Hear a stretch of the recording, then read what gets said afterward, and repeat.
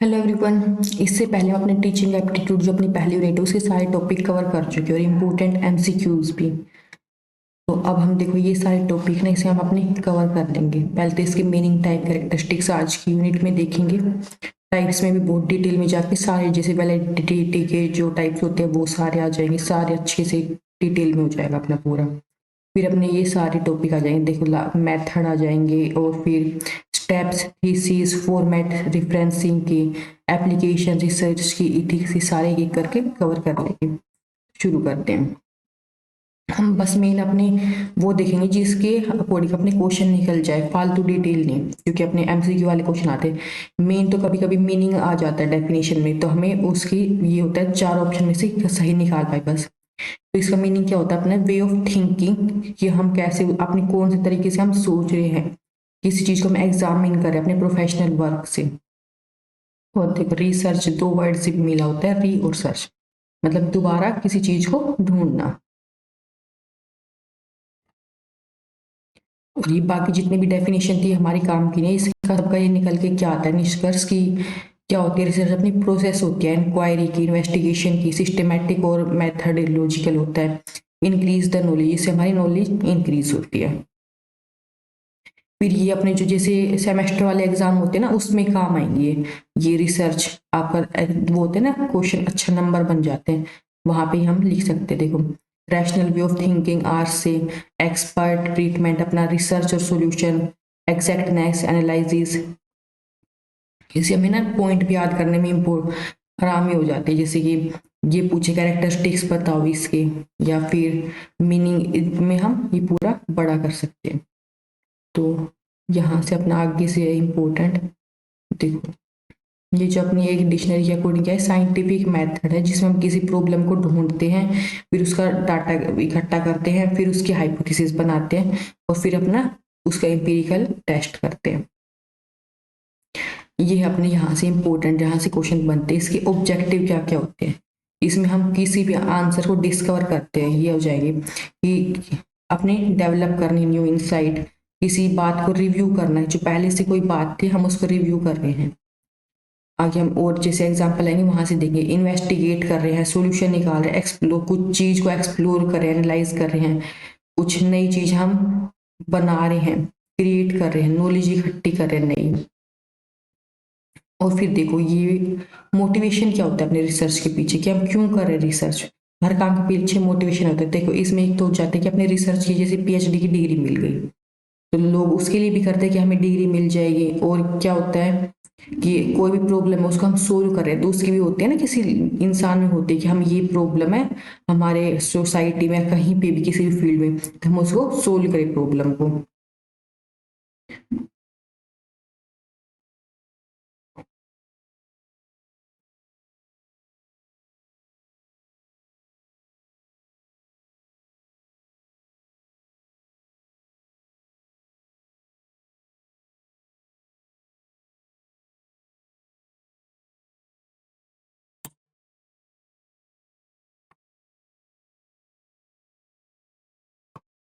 फिर देखो इसकी ऑब्जेक्टिविटी क्या होती है, कि हम किसी बिना किसी बायस के, भेदभाव के जो है उसकी कैरेक्टर पूरी निकाल सके जो अपनी रिसर्च है। और इसमें भी कई टाइप आ जाएंगे ऑब्जेक्टिविटी में। देखो एक तो हो जाएगी अपनी प्रोसीजर के द्वारा दौरान जो अपने सेफ गार्ड रखते हैं ना, वो कि अपने जो रिकॉर्ड है उसको कंप्लीट रखना। ठीक है, उससे क्या होगा, कमी आएगी हमारी जो गलती होने में के चांस कम होंगे। और जो अपनी साइंटिफिक रिपोर्ट्स है उनको रिटर्न में रखना, सिमिलर फॉर्म्स जो भी है, जैसे एक साइड में एक टाइप की एक साइड में रिकॉर्ड कर दिए, एक टाइप के ऐसे अच्छे से पूरा मैनेज करके उनको रिकॉर्ड को रखना और उनका स्टैंडर्ड बना के रखना। कि इसका मतलब क्या है, जो उनकी जितनी भी फेस हो रही है ना, कि पहले एक स्टेप वाइज हम करते हैं तो सारे के सारे एकदम यूनिफॉर्म हो, ये नहीं कि आगे पीछे खिसक गए, वो तो एकदम यूनिफॉर्म चलती रहे अपनी रिसर्च। जो हम डाटा कलेक्शन कर रहे हैं ना उसमें भी, कि मान लो हमने एक जगह से तो डाटा कलेक्ट करने में 2 दिन लगा दिए, कहीं और से हमने पूरा 1 महीना लगा दिया, तो ऐसा नहीं होना चाहिए। तो पूरा यूनिफॉर्म मेंटेन करके रखिए उसको। फिर है उसका जो ऑपरेशनलाइजेशन करेंगे कॉन्सेप्ट का, वो इसका मतलब क्या हो रहा है, जो अपने मीनिंग है ना उसको एकदम स्टैंडर्ड के अकॉर्डिंग रखेंगे कॉन्सेप्ट को। ये नहीं जैसे कि ये होता है ना कि हम मान लो लड़की के लिए कोई बात कर रहे हैं तो हम अपना अलग मीनिंग बना देंगे कि नहीं नहीं तुम्हें तो ये काम करना। लड़कों के लिए ऐसे होता है, बच्चों के लिए हम अलग मीनिंग बना दे रहे हैं, बड़ों के लिए अलग मीनिंग बना दे रहे हैं। तो वो क्या रखना है कि हमने मीनिंग सेम रखना है हर बात के लिए जब हम नाप रहे तो। और अवॉइडिंग बायस यानी कि वो सेम बात आ गई कि सबके अपने पर्सनल बिलीफ होते हैं, सब अलग नजरिए से देखते हैं, तो उसका कम से कम इफेक्ट पड़े, ये हमने ध्यान रखना है। और इसके भी देखो टाइप ऑफ बायस की कैसे कैसे टाइप के बायस हो सकते हैं। एक तो हो जाएगा एक्सटर्नल, मतलब जैसे हम सोशल मीडिया वगैरह से सुन लेते हैं ना, ऐसे सुनते देखो ये पॉलिटिकल पार्टी तो खराब है, तो हम अपने मन में मान लेते हैं हाँ ये खराब ही है। तो हम मान लो उसका कुछ भी डाटा कलेक्ट करने जाएंगे, लोगों से पूछेंगे आपको बताओ कौन सी पॉलिटिकल पार्टी के बारे में क्या व्यू है, तो हमारे खुद के भी व्यू है, तो हम क्या करेंगे उनको, और एक साइड में हमारा हो सकता है कि हम ज्यादा उसी को पॉजिटिव दिखाने की कोशिश करें, तो इसका इम्पैक्ट पड़ता है। एक हो गया अपना पर्सनल, जैसे अपने खुद की बिलीव्स होते हैं, उसका भी इम्पैक्ट पड़ता है। ऑब्जर्वर की बायस यानी कि जो करने वाला है ना, रिसर्च डाटा कलेक्ट कर रहा है, कि वो भी क्या करेगा कि एक कल्चर को ज्यादा कलेक्ट कर लेगा। मानो वो हिंदू है, वो तो हिंदू हिंदू में जाके सारा डाटा कलेक्ट कर लेगा। मुस्लिम में वो नहीं करेगा। मान लो एक पॉलिटिकल पार्टी हिंदू के बारे में अच्छा ज्यादा सोचती है, तो उसने वहां से कर लिया तो उसका सारा डाटा ही निकल के नहीं आया। ठीक है, कि वो तो ये लिखेगा ना कि हाँ वो तो सबके बारे में अच्छा सोच रही है। तो ये हो जाता है कि उसका बैकग्राउंड जो है ना वो अफेक्ट करता है। फिर अपना हो गया एक्सपेक्टेंसी बायस। इसमें क्या हो गया कि हम कुछ स्पेशल की, हमने मान लो ये सोच रखा था पहले से ही कि हमने इस चीज को अच्छा बताना है। मान लो कोई चाय को पसंद करता है, तो उसने पहले से ये सोच रखा है कि चाय अच्छी है, तो वो यही कोशिश करेगा कि मेरी रिसर्च में ये निकल गया चाय अच्छी है। कोई चाय को नहीं पसंद करता तो वो यही सोच के रखेगा कि मेरे रिजल्ट में ये आना चाहिए कि चाय अच्छी नहीं है। तो ये हो जाता है कि हम पहले से ही सोच के रखें कि ये चीज सही है गलत है, तो इसका भी इम्पैक्ट पड़ता है। फिर ये हो गया अपना प्लेस्ड बायसेस। इसमें क्या होगा कि मान लो कोई लोग किसी ट्रीटमेंट में बहुत स्ट्रांगली बिलीव कर रहे हैं कि ये तो पक्का पक्का सही सक्सेसफुल ही होनी है, तो इसका भी इम्पैक्ट पड़ता है। मान लो जिसे एग्जाम्पल देकर रखा है शुगर पिल का। मान लो कोई लोग ये सोच रहे हैं शुगर पिल लेने से हमें फायदा हो रहा है, कुछ भी दवाई ले रहे हैं। शुगर पिल क्या होता है, मान लो दवाई की जगह तुम उसे कुछ और दे रहे हो। ठीक है, कि ये कह रहे हो कि तुम्हें इससे ये फायदा होगा, लेकिन वो है ही शुगर पिल, नॉर्मल ऐसे मीठी गोली दे रहे हो। और लोग सोच रहे हैं कि हाँ हम इसे खाने से ठीक हो रहे हैं, और वो अपनी सोच की वजह से ठीक भी हो रहे हैं, ठीक है, खुश होके। तो इससे क्या हो जाता है, इससे भी इम्पैक्ट पड़ता है। तो वो तो कह देंगे कि हाँ हमें सही गोली दी जा रही है, बल्कि उनको दी भी नहीं जा रही थी वो। ठीक है। फिर ये क्या कह रहे हैं, ओवरलैपिंग ऑफ बायस। जरूरी नहीं है कि अगर एक टाइप का बायस हो रहा है तो दूसरे का नहीं होगा। तो ये क्या होता है, ऊपर नीचे 3 4 5 कितने भी हो सकते हैं सारे के सारे एक साथ हो जाए। फिर अपनी नेक्स्ट आती है रिलायबिलिटी। इसका क्या मतलब हो गया कि जो हमारे रिजल्ट है ना वो सेम आते रहें, कि अगर हम बार बार वो करें ना, डाटा लेके कलेक्ट करेंगे रिसर्च, तो सेम रिजल्ट आए। ये नहीं कि एक बार हमने कुछ रिजल्ट आया एक बार कुछ आया, सेम ही आना चाहिए कि हाँ इस चीज का फायदा है, तो अगली बार भी रिसर्च करेंगे तो यही आना चाहिए कि फायदा है, ना कि अगली बार एक बार हाँ एक बार ना आए। जैसे कि टीवी कोर्स लो ग्रेडिंग क्लास की, मतलब रिसर्च करें कि टीवी देखने वाले बच्चों की ना नंबर कम आते क्लास में, तो हर बार सेम बात आनी चाहिए। ये नहीं कि अगली बार रिसर्च करो तो ये आ जाए कि टीवी देखने से नंबर बढ़ रहे हैं बच्चों के, तो वो तो गलत हो गया। ठीक है। फिर अपने देखो ये है वैलिडिटी। इसमें क्या कह रहे हैं, जो अपने हम प्रोसीजर है ना, जिस मेथड से कर रहे हैं, जो चीजें हम यूज कर रहे हैं वो एकदम एक्यूरेट होनी चाहिए। मान लो हमने कोई मीटर वगैरह, जैसे हाइट नाप रहे थे बच्चों की, कि बच्चों की बाहर का पिज्जा पास्ता खाने से हाइट कम होती है, और जो नहीं खाते उनकी कम होती है। अगर हमने स्केल ही गलत ले लिया, जो हम जिससे फीते से नाप रहे हैं, तो गलत बात हो गई ना वहां से। ठीक है। अगर हम मान लो वेट नाप रहे हैं बच्चों का, कि ये खाने से वेट ज्यादा होता है ये कम, वेट नापने के में ही प्रॉब्लम है, तो वहां पे वो गड़बड़ चीज हो जाएगी। तरीका सेम होना चाहिए, जो हम चीजें यूज कर रहे हैं वो सेम होनी चाहिए। और कुछ भी जो एरर है ना सिस्टमेटिक, उससे दूर हो, कम से कम एरर होने की चांस होनी चाहिए, उसको हम बोले देते हैं वैलिडिटी। यानी कि वैलिड, हम कहते हैं ना ये चीज वैलिड है इतने टाइम तक, तो वो यही बात हो गई। फिर अपनी टाइप ऑफ वैलिडिटी, एक तो आ गई अपनी इंटरनल। इसमें ये देखो इंटरनल मतलब कि अपने हम रिसर्च कर रहे हैं, उसे हमने 2 फैक्टर लिए कि जैसे वो पहले वाला अपना एग्जाम्पल था ना, टीवी देखना और पढ़ाई करना को हम रिलेट कर रहे हैं, तो उसमें क्या होगा, एक दूसरे को इम्पैक्ट कर रहे हैं। तो इस जैसे कि अपने साइंटिफिक में ज़्यादा होता है कोज एंड इफेक्ट, कि किस चीज़ से ज़्यादा उसका इफेक्ट पड़ रहा है, तो ये तो हो गया इंटरनल वैलिडिटी।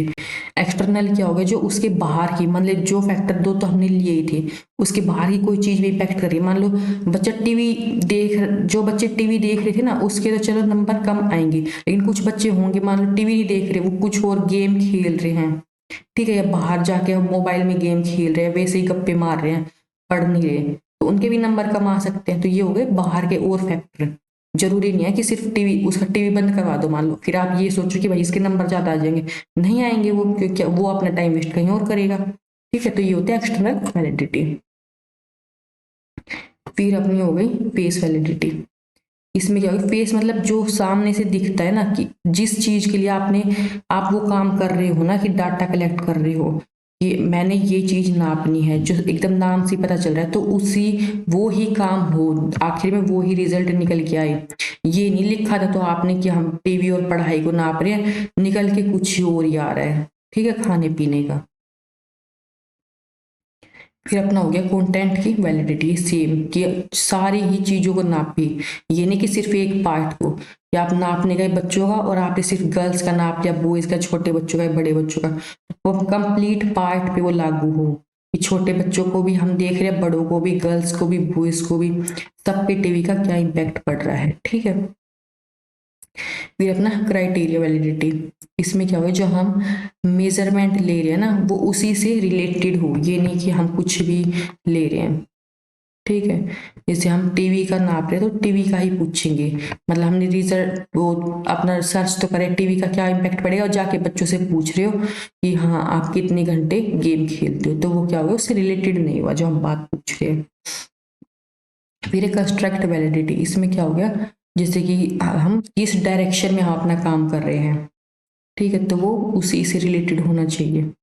जैसे कि level of education, income level, ये एक ही चीज हो गई ना, कि जितना ज्यादा, मान लो ये होता है ना कि लेवल की ज्यादा एजुकेशन होगी तो ज्यादा इनकम होगी, तो ये थोड़े बहुत मिलते जुलते हैं। तो अगर हम ये पूछने लग जाए कि इनकम आपकी कितनी है और आपको क्या खाना पसंद है, तो ये तो कोई लेना देना हुआ ही नहीं। वो जरूरी थोड़े कि किसी की ज्यादा इनकम है तो उसको वही खाना पसंद होगा, गरीब को वो खाना पसंद नहीं होगा, तो वो क्या हो गया, उससे रिलेटेड होना चाहिए। फिर क्या है एक्यूरेसी। इसमें क्या होगा, रिसर्च टूल जो है ना, वो एकदम बेस्ट पॉसिबल वे में हम सेलेक्ट करें, जो अपने रिसर्च प्रॉब्लम को सूट कर रहे हैं, एकदम एक्यूरेट। फिर अपने क्रेडिबिलिटी। इसमें क्या हो जाएगा, use of best resource information and the best procedure in the research. इसमें भी सेम बात है कि हम अपने बेस्ट सोर्स को यूज करेंगे, बेस्ट मेथड, कि जितना हम अच्छा मेथड कर सकते हैं, जितना अच्छा सोर्स हम यूज कर सकते हैं वो यूज करें। जनरलेबिलिटी क्या होती है, मतलब पूरी ही पॉपुलेशन पे लागू हो जाए। मान लो हमने एक स्कूल में जाके रिसर्च कर ली बच्चों पे कि हाँ पढ़ाई से पे इनका टीवी देखने का क्या इम्पैक्ट पड़ रहा है, तो हर स्कूल के बच्चों पे लागू होनी चाहिए। हमने ये रिसर्च निकाली कि बच्चे टीवी ज्यादा देखेंगे तो उनके नंबर कम आएंगे, तो ये बात हर स्कूल पे लागू होगी कि हर स्कूल के बच्चे टीवी ज्यादा देखेंगे तो उनके नंबर कम आएंगे। ये नहीं कि और कहीं रिसर्च करेंगे तो गलत बात हो जाएगी, हर जगह वो लागू होनी चाहिए। ठीक है, फिर ये हो गया एम्पिरिकल रिसर्च। ये क्या कह रहा है, अपने रियल लाइफ पे बेस होना चाहिए, कि हम डायरेक्ट एक्सपीरियंस से, ऑब्जर्वेशन से उसको एकदम लागू कर सकें। फिर क्या हो गया सिस्टमेटिक, एक सिस्टम में हर स्टेप उसका फॉलो होना चाहिए। ये नहीं कि पहले हमने कंक्लूजन निकाल दिया, पहले ही सोच लिया, फिर उसके हम वो डाटा एकदम आखिर में लेके आए, चलो सारी रिसर्च कंप्लीट कर लिया, बस नाम मात्र के लिए डाटा इकट्ठा कर लेते हैं, रिकॉर्ड में दिखाना है हमने, तो ऐसे नहीं, हर स्टेप अच्छे से बारी बारी से एकदम कवर हो और ना ही कोई बीच का छोड़ना है। फिर हो गया कंट्रोल्ड फैक्टर। ये क्या कह रहे हैं जी, अपने अपने हमने रिसर्च में तो दो तीन बातें हमने सिर्फ वो कर लेते हैं नोट, लेकिन रियल लाइफ में क्या है, बहुत सारी बातें इम्पैक्ट करती, जैसे हमने देखा था कि सिर्फ कम नंबर आने का मतलब ये नहीं कि बस बच्चा टीवी देख रहा, हो सकता है कुछ और कर रहा हो, गप्पे मार रहा है, खेल रहा है, तो ठीक है, तो कई चीजें इफेक्ट करती, तो हम कोशिश करें ज्यादा से ज्यादा अपने एकदम एक्यूरेट करने का रखे, सोचे अच्छे से कम अपने गलती हो, सही अपना आउटकम निकले। मान लो हम रिसर्च का नाम लिख दें कि बच्चों के नंबर क्यों कम आ रहे हैं, उसका रीजन, हम रिसर्च कर रहे हैं सिर्फ टीवी पे, कि टीवी का क्या इम्पैक्ट पड़ रहा है, तो भाई ऊपर ये लिखो ना कि हाँ टीवी का और स्टडी का हम निकाल रहे हैं रिलेशन। अगर ऊपर ये नहीं लिख रहे टीवी का, तो अंदर फिर सब का मेंशन करो कि ये फैक्टर हो सकते हैं कारण, 4-5, उन सबको ज्यादा से ज्यादा कंक्लूजन निकालने की कोशिश करो, ठीक है। फिर अपने साइक्लिक, कोई भी एक रिसर्च प्रॉब्लम होती है ना, वो साइक्लिक होती है कि वो प्रॉब्लम से शुरू होती है, प्रॉब्लम पे ही खत्म होती है। मतलब ये प्रॉब्लम थी कि हाँ वो बच्चे की कम नंबर आ रहे टीवी देखने से, तो आखिर में भी प्रॉब्लम ही आएगी, और छोटी सी निकल के आ जाएगी कि और छोटी में कि हाँ कैसे टाइप के टीवी प्रोग्राम देखने से नंबर कम आ रहे। हो सकता है कि वो बच्चे, किसी बच्चे के ज्यादा नंबर आ रहे टीवी देखने से, वो एकदम सीखने वाले एजुकेशन वाले चैनल देख रहा हो, ठीक है, जिस पे टीवी की क्लासेस चलती है, जैसे अपने स्वयं प्रभा टाइप की, तो हो सकता है वो उसको हेल्प कर रही पढ़ने में। तो उसके और फिर हम इसकी और अच्छी स्टडी करेंगे कि कैसे टाइप के टीवी देख रहे बच्चे, उसका पॉजिटिव इम्पैक्ट क्या पड़ा, नेगेटिव, तो और प्रॉब्लम निकल के आती है। मतलब बड़ी प्रॉब्लम से छोटे छोटे हम और धीरे धीरे सोल्व करते चले जाते हैं। फिर क्या है अपना लॉजिकल होना चाहिए, कि उसका लॉजिक ये नहीं कि बिल्कुल उल्टा पुल्टा कुछ भी बात नहीं कर रहे, एकदम लॉजिक होना चाहिए किसी बात का। हम ये कह दें कि टीवी देखने से तो सिंपल बस ये स्टडी रख रहे कि टीवी, सब बच्चे जो भी टीवी देखते हैं उनके नंबर अच्छे आते, तो ये तो कोई लॉजिक ही नहीं बना। ठीक है, हम ये नहीं बता रहे ना कि वो बच्चे पढ़ाई देखने जिस पे क्लासेस चल रही है वो चैनल देख रहे हैं, तो वो एकदम अच्छे से हमने क्लियर करनी है सारी बात, लॉजिक निकलना चाहिए लाइन का, ठीक है। फिर अपना हो गया रेप्लिकेबल, इसका मतलब क्या हो गया कि वो एकदम वेरीफाई हो, रेप्लिकेटेड स्टडी हो, कि हाँ हमें लग रहा है कि इसके रिजल्ट से एकदम ये सही है, एकदम साउंड उसकी ना सही आई, सुनने में लगे कि हाँ सही बातें हो रही है, ये नहीं कि कुछ भी उल्टा पुल्टा सिर पार हो रहा है, कुछ भी कोई कुछ कह रहा है। ये अपना हो गया नेक्स्ट टॉपिक, ये हम अपने कल नेक्स्ट क्लास में देखेंगे। तो अगर आपने टीचिंग एप्टीट्यूड की या फिर और जो अपने एमसीक्यू से प्रैक्टिस वाले हो ना, वो वीडियो देख लो, उससे हेल्प हो जाएगी। तो जो अपने एमसीक्यू वाले हैं ना, उसमें ये फायदा होता है कि जैसे हम एमसीक्यू की सारे मिक्स होंगे, वो करते चलेंगे, तो ये हो जाएगा कि ये एमसीक्यू मेरे को नहीं आ रहा, ये कौन से टॉपिक है, तो हम सीधे उसी को जाके रिवाइज कर ले, सारे टॉपिक रिवाइज करने की जरूरत नहीं होती, ठीक है। तो ऐसे हमारा जल्दी रिवीजन हो जाता है। तो अभी तक अगर आपने सब्सक्राइब नहीं किया तो कर लो, और अपने फ्रेंड्स को जो तैयारी करें उनको शेयर कर दो। और अगर कोई फीडबैक या सजेशन है तो मेरे को नीचे कमेंट में बता सकते हो। Thank you.